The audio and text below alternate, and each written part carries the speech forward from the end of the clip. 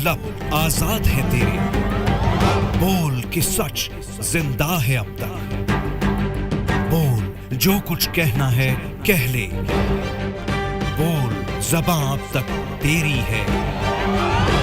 नमस्कार, मैं हूं चंदन जायसवाल। रियल न्यूज बिहार में आप सभी का स्वागत है।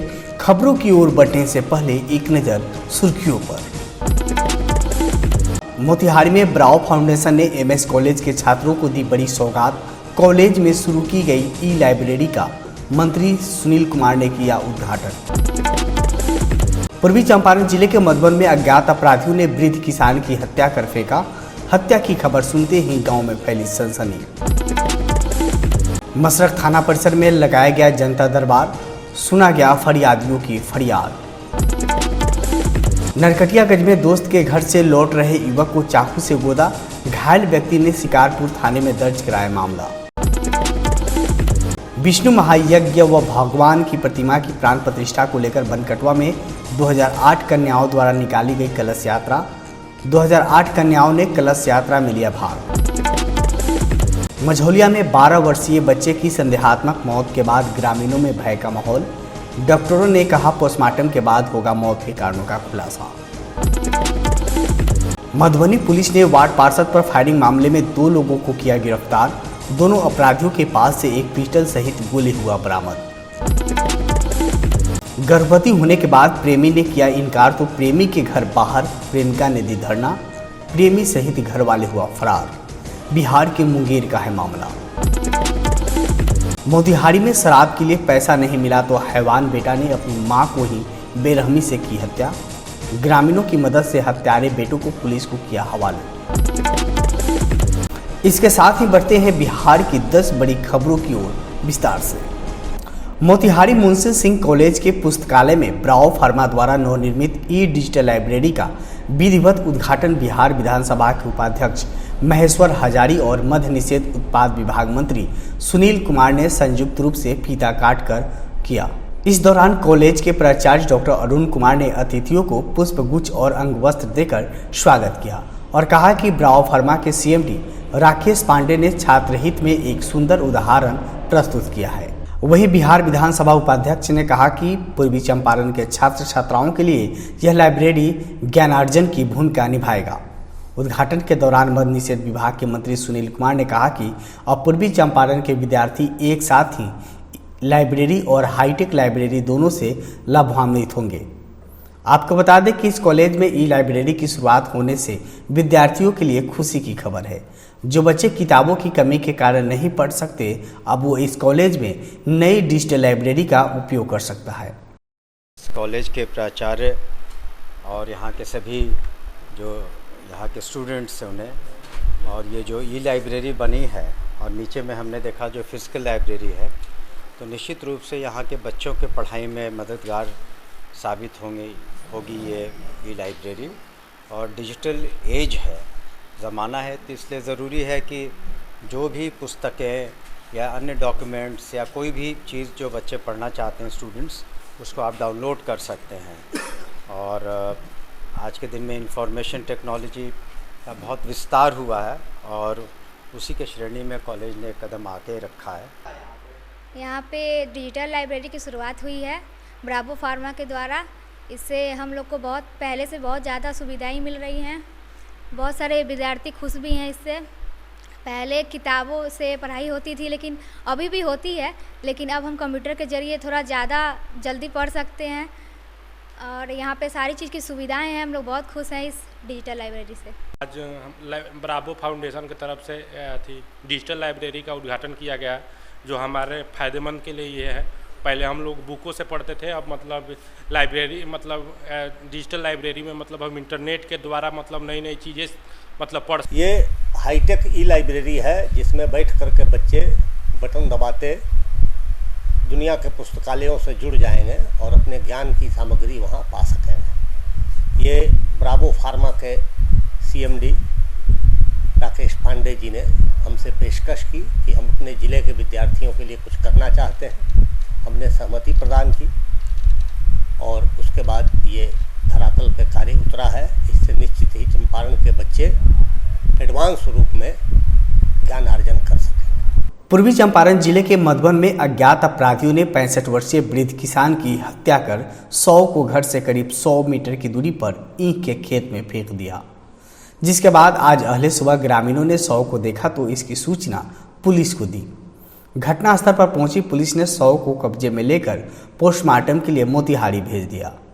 आपको बता दें कि पूरी घटना मधुबन थाना क्षेत्र के कृष्णा नगर दुबहा गांव की है, जहां हत्या की खबर सुनते ही गांव में सनसनी फैल गई।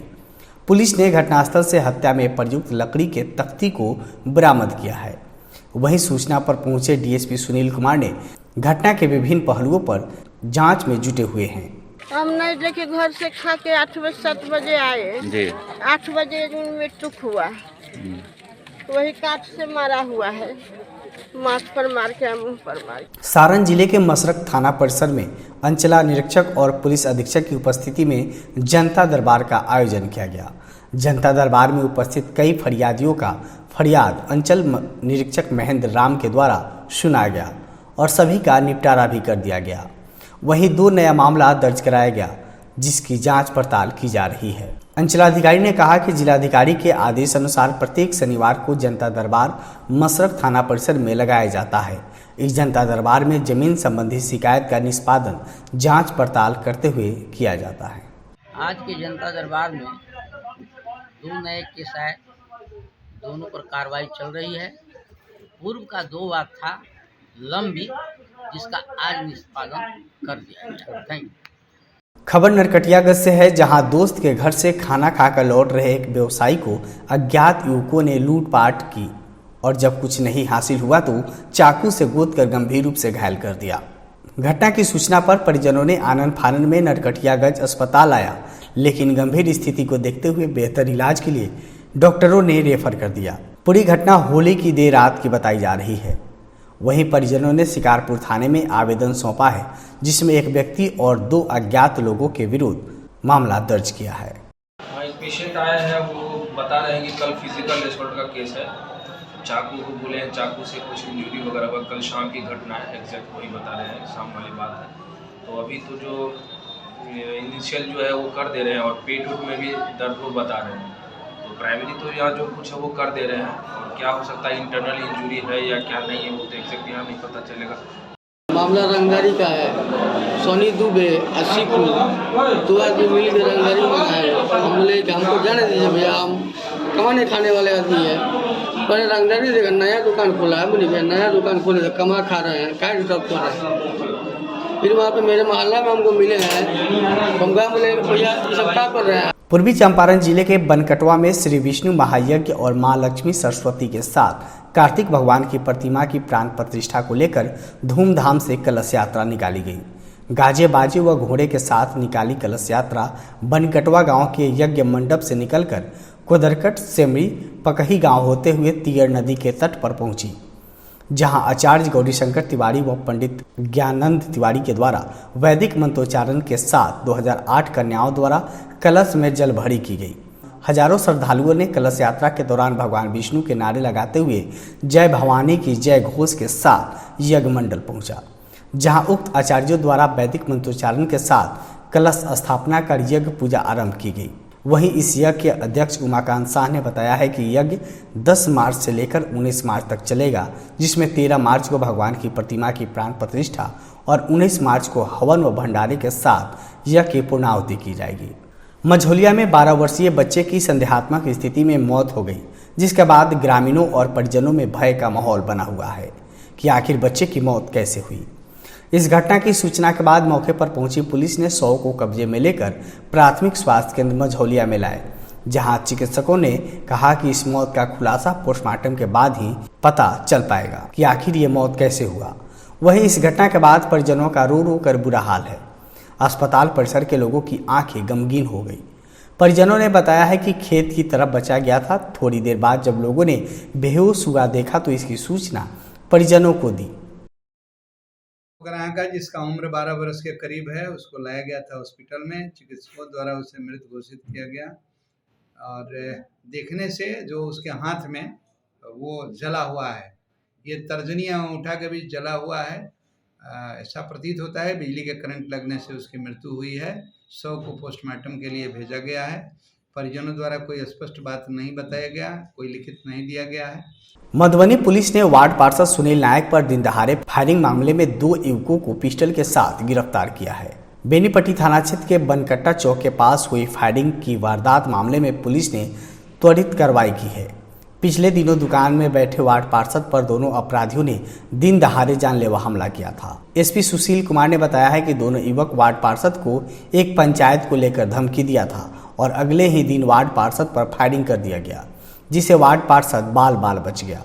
पुलिस ने दोनों अपराधियों के पास से एक पिस्टल गोली को बरामद किया है और घटनास्थल से फायरिंग किया हुआ एक खोखा भी बरामद हुआ है। तो युवकों के द्वारा इनको धमकी दी गई थी कि आपको बाद में देख लेंगे, और उसके अगले दिन ही सुनील कुमार नायक जो दुकानदार हैं उसके ऊपर ये दोनों जो युवक थे वो आके और फायरिंग किए। उनके ऊपर पुलिस को तुरंत सूचना दी गई। बेनीपट्टी थाना अध्यक्ष द्वारा तुरंत त्वरित कार्रवाई करते हुए जो फोर्स है हमारी उसको रश किया गया घटनास्थल। बिहार सरकार महिला सशक्तिकरण को बढ़ावा देने के लिए कई तरह की योजनाएं चला रही है, लेकिन महिला के अत्याचार का जुल्म थमने का नाम नहीं ले रहा है। ताज़ा मामला मुंगेर जिले के मुख्यालय से करीब 50 किलोमीटर दूर असरगंज थाना क्षेत्र के अमैया पंचायत के बैजलपुर गांव की है, जहां प्रेम प्रसंग में गर्भवती होने के बाद शादी तो हुई, लेकिन प्रेमिका को ससुराल में दाखिल नहीं मिल पाया। करीब 2 वर्षों से चल रहा प्रेम प्रसंग शादी के बंधन में तो बंध गया, लेकिन लड़की अब न्याय के लिए दर दर भटक रही है। प्रीत लड़की ने बताई है कि 2 वर्षों से प्रेम प्रसंग चल रहा था। इस दौरान मिलना जुलना और फोन से बात भी होती थी। इस बीच कई बार शारीरिक संबंध भी बना, जिसमें गर्भवती हो गई, जिसके बाद लड़की ने लड़के से शादी करने की बात कही और प्रेमी ने 4 महीने हो जाने की बात कहकर शादी की बात को टाल दिया। वहीं अब गर्भवती महिला की 6 महीने बीत गई, जिसके बाद दोनों की राजी खुशी से 2 मार्च को मंदिर में शादी हुई। जिसके बाद देर रात जब लड़की लड़का के साथ अपने ससुराल आई तो लड़का के परिजनों ने लड़का को घर ले गया और लड़की को बाहर ही छोड़ दिया, जिसके बाद लड़की देर रात से ही अपने पति के घर के दरवाजे से बैठी हुई है और न्याय की भीख मांग रही है। आया है सोनपुर से, ठीक क्या मामला है, मेरे घर जाता था। हम जब गर्भवती रहे तो उसको हम खबर किए तो बोला 4 महीना होगा तब हमसे आप शादी करेंगे। तो मेरा समय बीत गया, 6 महीना आज बीता। तो हम उसको खबर किए तो रनगांव गया तो उसको बोले शादी करना, बोला ठीक है। वो शादी रनगांव में किया तो मेरा घर गया तो घर में भी मंजूर था, सबके सामने भी बोला हाँ हम इसके साथ किए, और जब यहाँ आया तो मंजूर हट रहा है। किसके साथ आप शादी किए? दीपक के साथ हम शादी। कहाँ घर है? बजलपुर उसका घर है। कब शादी की? शादी 2 तारीख को हुआ है। अभी आपके साथ क्या परेशानी है? अभी वही परेशानी है कि लड़का गाड़ी से उतार के बोला मुखिया जी आने वाला है, जो मुखिया जी से गप होगा। मुखिया जी रात ना आया, गाड़ी से उतार के लड़का को अंदर कर दिया, हमको रोड पे ही रहने दिया। मोतिहारी में एक सनकी बेटे ने मां की ममता को तार तार कर दिया है। मां ने शराब पीने के लिए जब पैसे नहीं दिए तो नाराज बेटे ने चाकू से वार कर अपनी मां की मौत के घाट उतार दिया। घटना की जानकारी मिलते ही मौके पर ग्रामीण जमा हो गए और आरोपी को धर दबोचा। मौके पर पहुंची पुलिस ने आरोपी बेटे को गिरफ्तार कर लिया है। घटना चिरैया थाना क्षेत्र के दिपही गांव की है। बताया जा रहा है कि दिपही गांव निवासी विजय शराब का आदी हो चुका था। शराब के बिना विजय एक पल भी नहीं रह सकता था। नशे के कारण विजय की हालत पागलों जैसी हो गई थी। विजय की इस लत के कारण उसकी पत्नी भी छोड़कर मायके में रहने लगी। आज जब विजय शराब पीने के लिए अपनी मां से पैसे की मांग कर रहा था, लेकिन मां ने पैसे देने से इनकार की तो विजय को नागवार गुजरी और उससे घर में रखे चाकू से अपनी मां के ऊपर हमला बोल दिया, जिससे चाकू की वार से घायल महिला की मौके पर ही मौत हो गई। जब ग्रामीणों की इसकी बात जानकारी मिली तो वे मौके पर पहुंच गए और आरोपी विजय बैठा को धर दबोचा और घटना की जानकारी पुलिस को दे दी, जिसके बाद मौके पर पहुंची पुलिस ने आरोपी को गिरफ्तार कर लिया और मृतका के शव को पोस्टमार्टम के लिए भेज दिया है।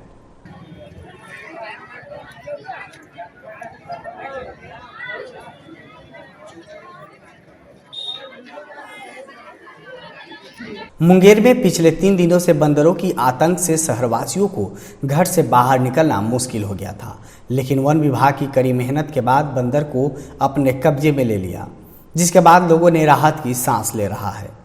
लोगों ने बताया है कि बंदर ने अब तक 2 दर्जन से अधिक लोगों को काटकर बुरी तरह जख्मी कर चुका है। दरअसल मुंगेर जिले के तारापुर अनुमंडल क्षेत्र के पुरानी बाजार सहित कई इलाकों में 4 बंदरों का एक झुंड ने पिछले 3 दिनों से आतंक फैलाया रखा था, जिसके बाद से ही तारापुर के लोगों में दहशत का माहौल फैल गया। यहाँ तक कि लोग घर से निकलते समय अपने साथ लाठी डंडे लेकर भी निकलने लगे थे, जिसकी सूचना स्थानीय प्रशासन को दी गई और जिला प्रशासन के पहल पर वन विभागों द्वारा बंदरों को पकड़ने के लिए काफ़ी मशक्कत करना पड़ा। लेकिन फिर भी बंदर कब्जे में नहीं आया तो जिला प्रशासन के द्वारा नालंदा से विशेष टीम को बुलाया गया, जिसके बाद काफ़ी मशक्कत के बाद बंदरों को पकड़ने में सफलता पाई। पड़ा 2 बार इंजेक्शन फिर से उसको दिए, एक बार इंजेक्शन दी तो उसमें 2 ml गया और जिससे उसको कोई मतलब कि एक्टिविटी उसके अंदर नहीं आया। और दूसरा इंजेक्शन जब वो हल्का सा नॉर्मल हुआ तो दूसरा इंजेक्शन जब फिर पड़ा उसको, तब जो है वो लगभग 8 बजे लगभग ठाकुर टोला में खिलाड़ी बाबा घर के पीछे में जो है वो बंदर थोड़ा सा जो है नॉर्मल हुआ। उसके बाद जो है नाले में गिरने हुआ और हम लोग कुछ ग्रामीण मिल करके जो है और फॉरेस्टर के जो लोग आए थे सभी मिल करके जो है उसको जो है जाल में पकड़े। जाल में पकड़ने के बाद भी वो बंदर जो है बिल्कुल उतावला हुआ था काटने के लिए, लेकिन फिर भी हम लोग थोड़ा हिम्मत करके जो है ग्रामीण के लड़के लोग हिम्मत करके जो है उसको जाल में पकड़े और उसके बाद उसको रस्सी से बांधे, उसको उठा करके उसको जो है वन विभाग के अंडर में दे दिए और वो लोग उनको लेके चले गए। अब हम लोग थोड़ा सा रिलैक्स महसूस कर रहे हैं। बिहार के सहरसा स्टेडियम में आयोजित 2 दिवसीय कोसी महोत्सव का एसपी लिपि सिंह, उप विकास आयुक्त, सदर एसडीओ सहित कई अन्य पदाधिकारियों ने संयुक्त रूप से दीप प्रज्वलित कर कार्यक्रम का विधिवत उद्घाटन किया। कार्यक्रम में मुख्य अतिथि के रूप में शिरकत करने पहुंची सहरसा एसपी लिपि सिंह को बुके, पाग, चादर देकर सम्मानित किया गया, जिसके बाद स्वरांजलि के कलाकारों के द्वारा स्वागत गीत, चैत गीत और नृत्य के माध्यम से मंच पर मौजूद अतिथियों का स्वागत किया। आपको बता दें कि कोसी महोत्सव कार्यक्रम में कई कलाकारों को भी आमंत्रित किया गया है, जिसके द्वारा 2 दिवसीय कोसी महोत्सव कार्यक्रम में एक से बढ़कर एक संगीत व गीत नृत्य की प्रस्तुति दी जाएगी।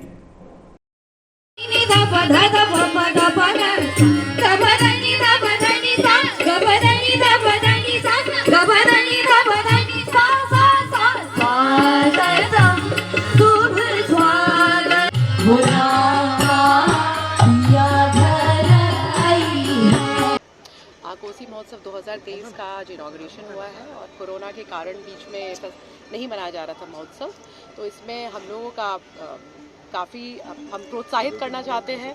जो भी यहाँ के स्थानीय कलाकार हैं उनको चूज़ किया गया है, वो लोग अपना परफॉर्मेंस देंगे और जितनी ज़्यादा दर्शक इसका आनंद और लुत्फ़ उठाएंगे इस शांत और अच्छे माहौल में, देखिए कोसी की जो संस्कृति है उसको बढ़ावा और प्रोत्साहन देने के लिए ही पर्यटन विभाग बिहार सरकार और सहरसा का जो जिला प्रशासन है उसने ये महोत्सव का आयोजन किया है। इस बुलेटिन में मेरे साथ बस इतना ही। रियल न्यूज़ से जुड़े रहने के लिए आप हमें यूट्यूब, फेसबुक, ट्विटर, इंस्टाग्राम पर सब्सक्राइब, लाइक और फॉलो करें। ताज़ा अपडेट के लिए डाउनलोड करें रियल न्यूज़ का मोबाइल ऐप। नमस्कार। खबरों की फास्ट ट्रेन में हो जाइए सवार। 30 मिनट में बिहार झारखंड की हर खबर, राजनीति, अपराध, खेल, मनोरंजन से लेकर व्यवसायिक जगत पर नजर। आधे घंटे में 30 बड़ी खबरें। देखिए रियल न्यूज़ बिहार पर रोजाना रात 9 बजे।